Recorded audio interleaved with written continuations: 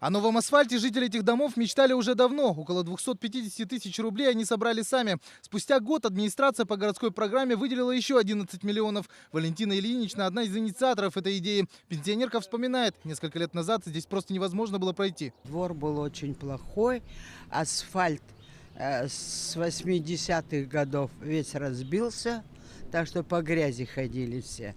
Кроме асфальтирования, планов достаточно много. Жильцы составили целый список нужд для своих дворов. Пожеланий много, инициатив много. Мы планируем в этом году, в этом квартале благоустройство детских площадок, установка малых архитектурных форм, озеленение. А вот в некоторых других местах города дворы намного хуже. Есть территории, где даже детям негде погулять. Разрушенный асфальт, пустая песочница на детской площадке. Этим даже можно похвастаться в некоторых дворах. Если пройти, например, к соседнему дому, то здесь и такого нет. Все заставлено гаражами.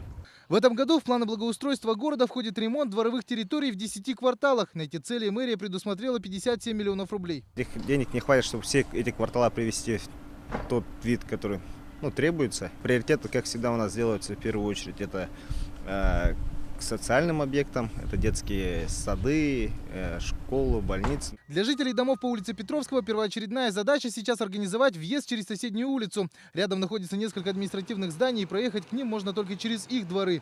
Из-за этого здесь ежедневно скапливается большое количество автомобилей. Вот этот закуток сделали, это какой-то центральный такой центр вот этот Октябрьского округа, потому что здесь огромная школа, огромный детский сад. Каландрашвили выйти нету, ни тропинки, ни дороги, ничего между гаражами, под трубами. По словам руководителя Октябрьского округа, они ценят инициативность здешних жильцов и по мере возможности готовы им помочь. Юлиан Бояркин, Ларион Федоров, Вести, Якутск.